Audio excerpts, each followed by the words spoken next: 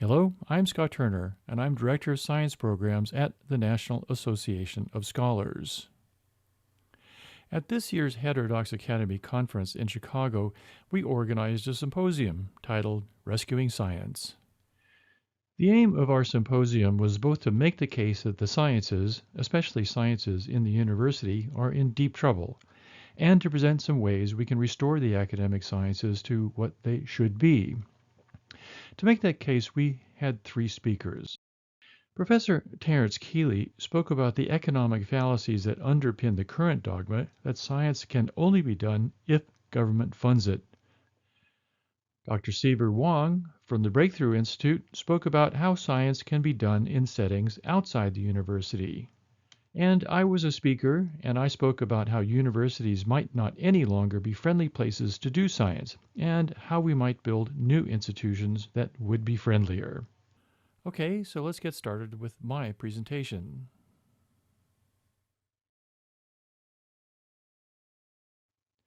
Science today is in deep trouble and is in desperate need of a rescue, which raises the obvious question, rescued from what? Without a clear understanding of that, any rescue plan we might come up with is likely just to muck things up.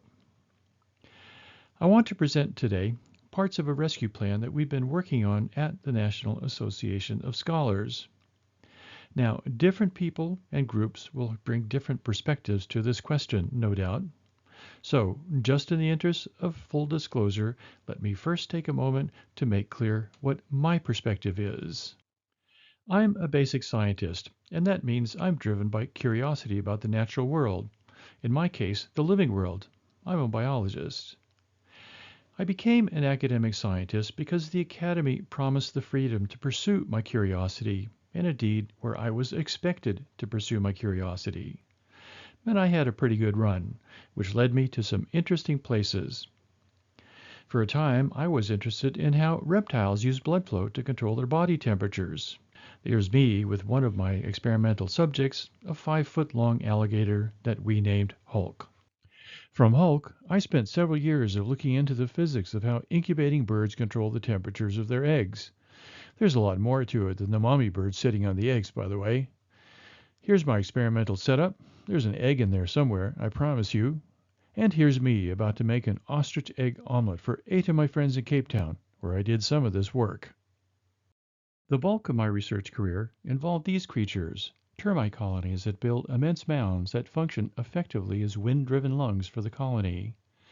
Pursuing that question occupied about 20 years of my research career. My point is this. All of these pursuits were driven by nothing but my own curiosity. Some practical things did come out of this research, but I want to emphasize it wasn't I who developed them.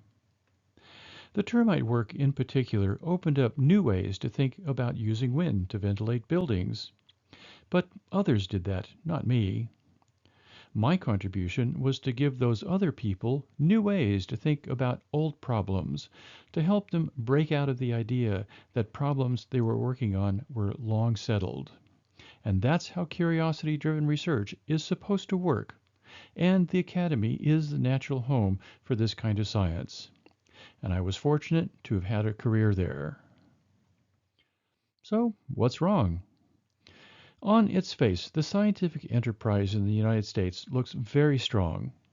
All of it is generously funded, with more than $100 billion spent annually on academic research, most of it courtesy of taxpayers. Again, what's wrong with this picture? What's wrong is too much money, in particular, too much government money. And let me explain what I mean by that. This is a graph of expenditures on scientific research in the United States from 1920 to 1945. Prior to World War II, government expenditures in scientific research were minuscule. Most scientific research was funded by private companies. Universities and foundations funded science, but to a much smaller extent. World War II changed all that. Government support for scientific research skyrocketed, as you can see, and we all know why. Scientists, in particular academic scientists, were mobilized to the war effort in unprecedented ways. And it was curiosity-driven research, those new ways to think about old problems that had provided the seed corn for that spectacular success. With the end of the war, then, a new question arose.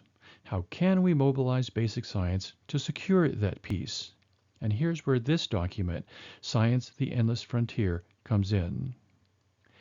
This was a position paper issued in 1945 by Vannevar Bush, who had led President Roosevelt's Office of Scientific Research and Development, the OSRD. Roosevelt had asked Bush to map out science's post-war future, and Science, the Endless Frontier, was his plan. Bush's argument, in short, was this. Basic science had proven its worth in the war. Therefore, the federal government should continue to bolster and fertilize basic research, both to secure the peace and to promote national prosperity. It was a bold proposition, optimistic and visionary, but it was not without controversy. It set off a 5-year debate in the Congress, sometimes a contentious debate over what to do about it. Eventually, Bush's vision carried the day, leading to the establishment of the National Science Foundation in 1950. Okay, 75 years later, perhaps it's now time to take a cold look at how it has turned out. Well, as a spending program, it's been a smashing success. Since 1950, government expenditures on academic science have been on an exponentially rising trajectory, doubling about every 7 years.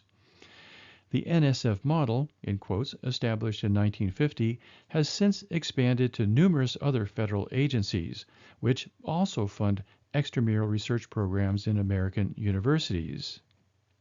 State and local governments have also stepped in. So, academic science is now awash with money, mostly taxpayer money. In terms of the stated aims laid out in Science, the Endless Frontier, though, the results are mixed, and there are troubling signs everywhere. Here's a short list of them. We're all familiar with them, and we've documented many of them at the NAS.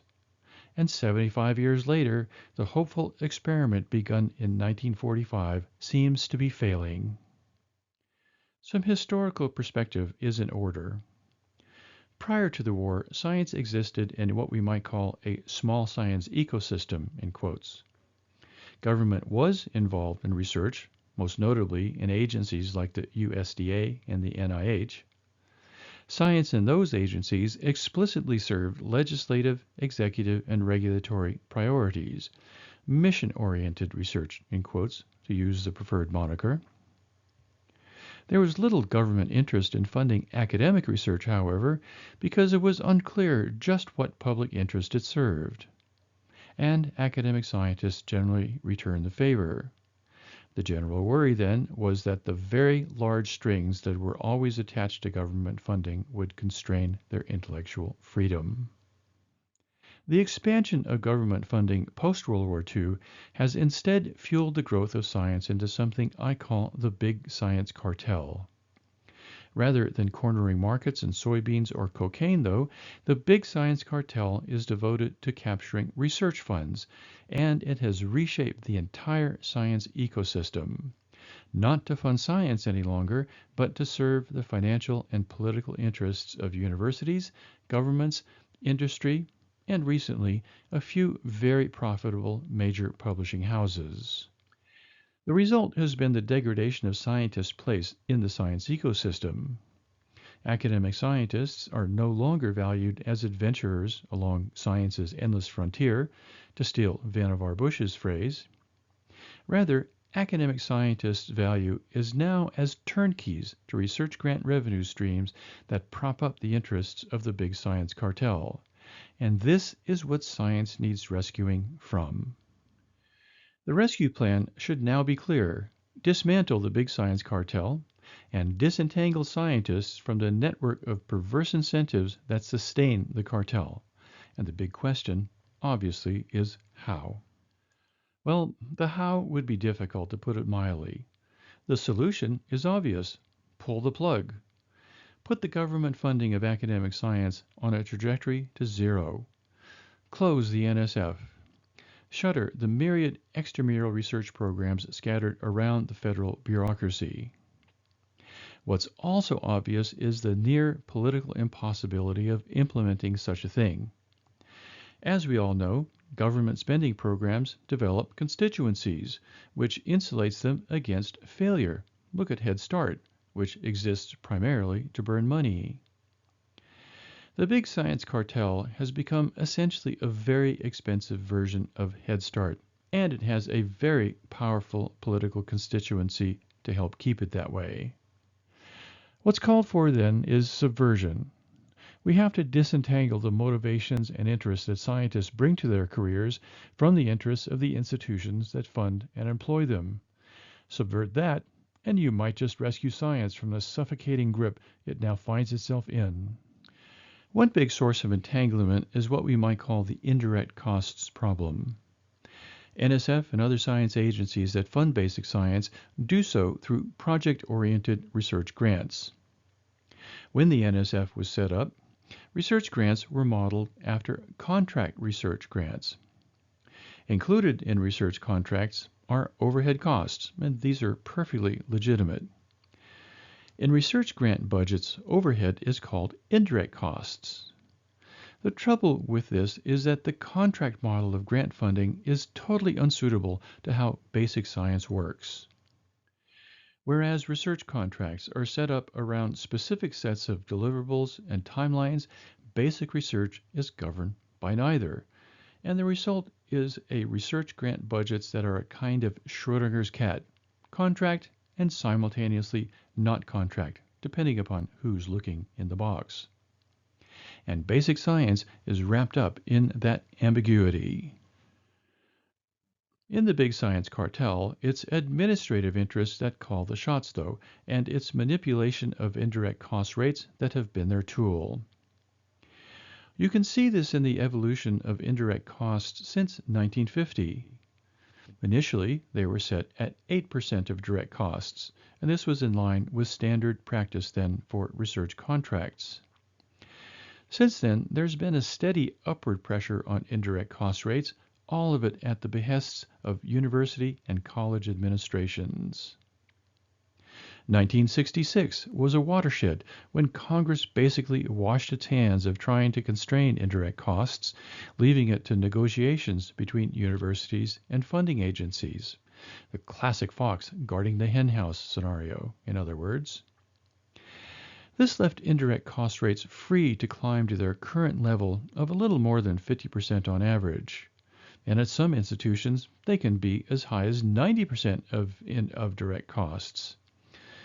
Scientists' value now lies in being productive scientists, in quotes, that is, if they are bringing in an abundant stream of indirect cost revenues. The science no longer matters, really. And this was the whole point, remember, of that program established in 1950. There are a number of ways this destructive trend can be reversed, though. One is to take control over indirect costs. Reduce them to their more realistic overhead rates of 8%, 10% if I'm feeling generous. You can also change the rules whereby universities set indirect cost rates. In negotiations with funding agencies, universities use elaborate financial models to make forward predictions of future indirect cost rates. Roger Knoll and William Rogerson have described these as PCAB projections, precisely calculated but arbitrary. Needless to say, there's a lot of room for flimflammery in there. A more honest approach would base indirect cost rates on retrospective audits of actual overhead costs, not PCAB projections, as is done in other countries. But for some reason, we don't do that. This is a big area of possible policy reform, but Congress has to step back in to implement them. Another way to disentangle universities' interests from scientists would be to separate research grants altogether from overhead costs. Scientists might apply for direct costs only. If a university wishes to cover overhead, Perhaps there could be a separate program, preferably a different one from the agency that funds grants, where universities can apply for overhead costs based on clear and honest auditing and accounting rules. No more PCBA flimflam, in other words. Presently, research grants are locked into a 3-year project model, and I can tell you there's a lot of prestidigitation that goes on in there. Fortunately, there are alternative models that we could emulate. One is the Human Frontier Science Program, which is a consortium of the research programs of several different nations. And full disclosure, I was a PI on an HFSP grant from 2012 to 2016. The HFSP funding model is not oriented to projects so much as to international and interdisciplinary teams. You submit a proposal to study a broad question, and mine was to study the social physiology of termite colonies, for example. Once approved, the funding model is not based on what you want to do, but on collaborators, how international they are, and how interdisciplinary they are. The members of the team then decide how the funds are to be allocated among them. Their institutions have nothing to do with this decision, and this allocation can change from year to year as the work proceeds. Most attractive is their strict cap on indirect costs of 10% of direct costs. One wonders, why can't this be a model for all grants for academic science? A variation on this is a model that, as far as I'm aware, has not got off the ground. It's called SOFA, or Self-Organized Funding Allocation. It was proposed by a scientist from the Netherlands, Johannes Bollen, and others, including our own Jane Lubchenco. In the SOFA model, researchers are awarded a block grant, not according to projects, but by the researcher's reputation. The PI, not the university, then distributes a portion of those funds, 50% say, to potential collaborators who would make for an interesting team. The PI decides, and they're subject to a loose set of rules to guard, say, against cronyism. In this way, scientists are free to do basic science the way it should be done, ad hoc, flexible, and adaptable. And again, why can't this be the model for all academic research funding? But there's a hard truth that will undermine all such efforts, and the hard truth is this. Science professors are at root employees of universities, and this means they have no more protection against administrations, really, than other employees do. And don't tell me about tenure, by the way. That's always been a polite fiction, and it's currently circling the drain. There's also a serious power imbalance at work. It's administrations, not professors, who wield the effective power to shape the university's intellectual landscape. And administrations have amply demonstrated that they are not friends of intellectual freedom. What universities do want is their employees bringing in those indirect cost revenues. And if you don't do this, you don't have a career. And it's not exploring that endless frontier that keeps those bucks rolling in. So here's a radical idea for the ultimate disentangling. A few years ago, Peter Wood argued that universities need scientists more than the other way around. So why stay, he asked. Well, we've been looking into the practicalities of just how the sciences could leave the university, and we think it might be possible, and in the current climate, desirable. Scientists could leave universities, for example, and organize into what we're calling independent science faculties, or ISFs. These would be modeled after other professional firms and LLCs, like law practices or medical practices. It's not a new idea, really. There are already many independent entities that do research. The Breakthrough Institute is one of them. But the ISF broadens that concept to include all the things academic scientists do, not just research, but teaching and mentoring as well. Except now, the members of an ISF are contractors rather than employees of the university, and this puts them on a more level power relationship with universities than they now enjoy. ISFs could also revitalize higher education, putting scholars back in the driver's seat where they belong, and shoving aside increasingly bloated, sclerotic, and unfriendly administrations. An ISF could serve multiple universities, for example, even groups of informal scholars. Everyone laments how universities are siloed, but nobody ever really talks about bringing in the wrecking ball, and maybe ISFs would be the way to start knocking down a few walls. We have more ideas, but I'm past my allotted time, so just to sum up, science is rescuable, and I want science to be rescued. I know many colleagues who are doing superb science, and I want them to be able to keep doing it. The problem is they don't have control over their own professions. So if we're to rescue science, scientists need to take back control of their professions, and they need to start now. Thank you.